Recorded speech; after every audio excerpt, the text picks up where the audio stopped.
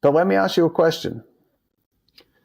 Why is the average screen time around the world 7 hours and 4 minutes? Why is the average person spending 7 hours on their phone?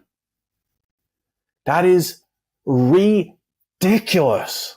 It is so ridiculous.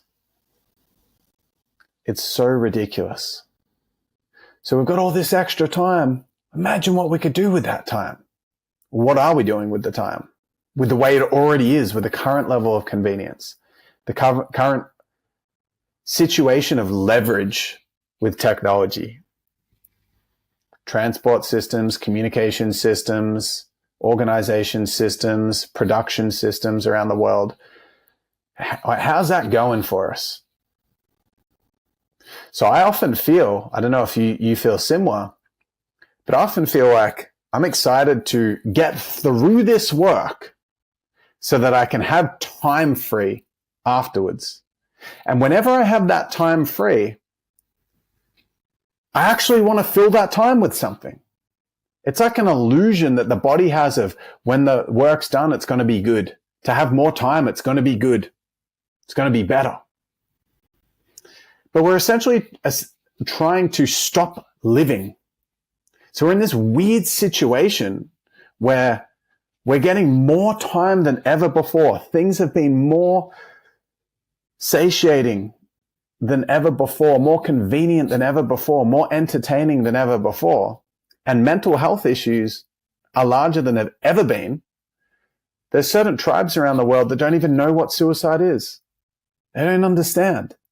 There's African tribes that I've seen interviewed, and they kind of get confused. They're like, so you're saying, why do I want to continue to live in my tribe? Why don't I go live in the real world, in modern society?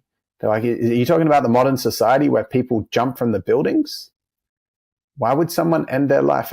That's stupid, because they don't understand the experience that their nervous systems, that the average modern Western person is experiencing in their body, what it feels like to be addicted to satiating entertainment, to be addicted to dopamine, to be addicted to convenience.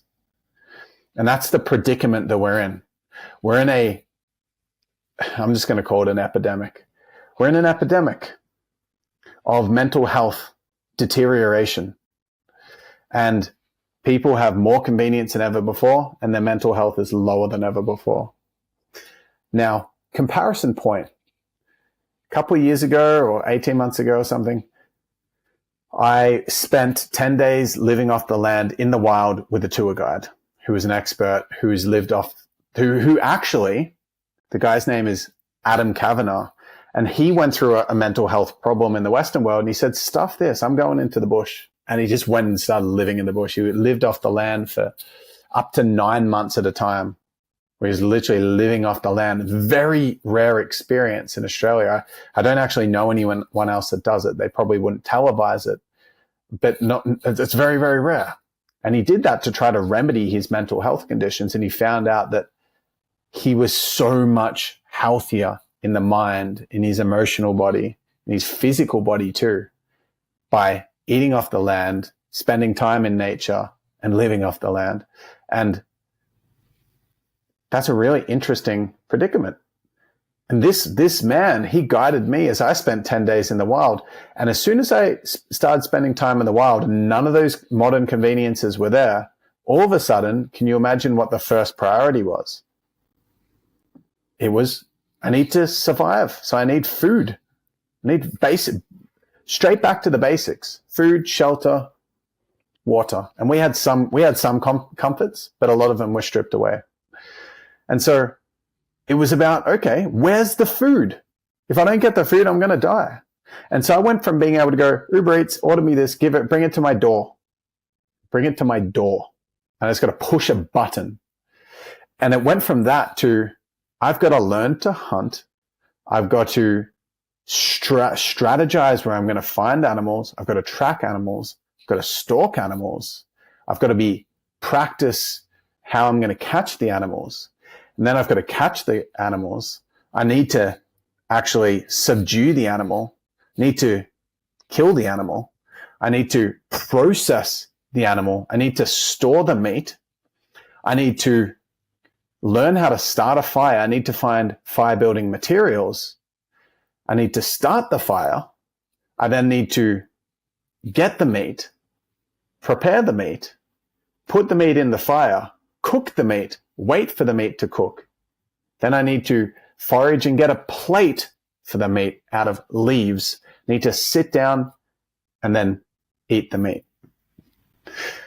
And that process in the wild was a full-time gig for me. Over the 10 days, I spent most of the time doing some part of all those steps that I just mentioned constantly. What was I thinking about? Food. Where am I going to get the food? How am I going to prepare this food? How am I going to stalk that animal? Where am I going to find the animals? Where am I, like, that's what the whole thing became about. And so all the convenience was stripped away. You'd think, oh, that's a massive pain in the butt. And I was thinking the same. This is going to be an initiation. This is going to teach me to go through this painful experience, and I'm going to come out stronger. That's what I thought. What I didn't think was this is going to have one of the most positive influences on my mental health out of anything else that I've done. I thought meditation, sweet. That helps my mental health. And that's a solution to a modern day problem, creating space in a world which is actually filled with so much dramatized entertainment and so much demand and expectations for growth and achievement and all these things. We're in this sick loop of trying to work extra hard so that we can get all this money, so we can have all this time, only through which is going to be spent on satiating entertainment. And all of those things have a massive toll on the nervous system. All of those things lead to mental health conditions, and all of those things block fulfillment. So we end up in a worse situation.